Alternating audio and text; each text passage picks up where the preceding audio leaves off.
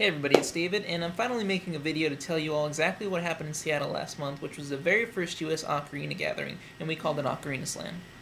Now this was actually a very historical event for the Ocarina community because until this point, Ocarina festivals and gatherings have only been happening overseas in places like Italy, Austria, China, Taiwan, Japan, and we definitely want to do a similar type of Ocarina festival here in the United States for 2010, and we want your help in making that a reality.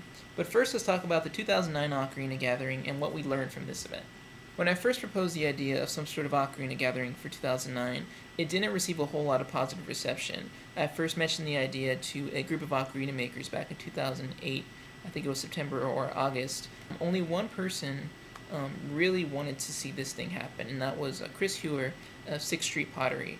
And he really jumped behind the event, and we started emailing and talking about where it could possibly be, and he was more than happy to host it in his hometown of Columbia, Missouri, which was the central location, and I thought that would be a spectacular idea.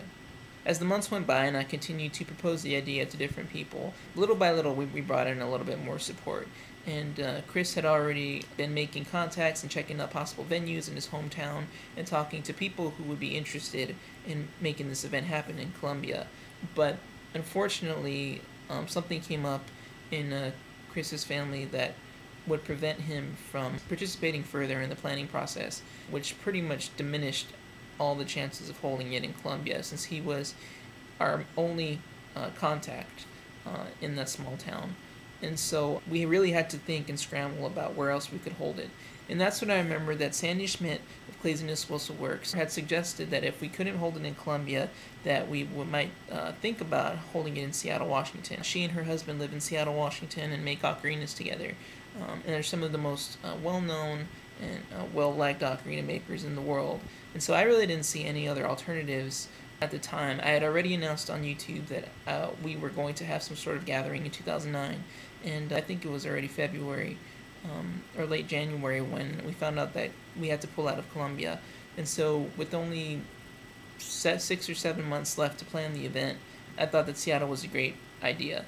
I do realize that moving it to Seattle made it even more difficult for people to attend, and I apologize if you had made plans to make it out to Columbia and didn't get the information soon enough to make the necessary changes. So like many of you, this made it even more difficult for me to attend the event, and as a poor college student, I needed to find an alternate source of funding to cover airfare to Seattle, hotel accommodations, meals, and any other expenses resulting from the trip. So I'd like to send a huge thank you out to Smule, makers of the Ocarina application for the iPhone, for sponsoring my entire trip and even sending out some prizes for some of the Ocarina Slam participants. There's a link in the description to their website. Please check them out and purchase a few of their apps if you happen to own an iPhone. They're awesome.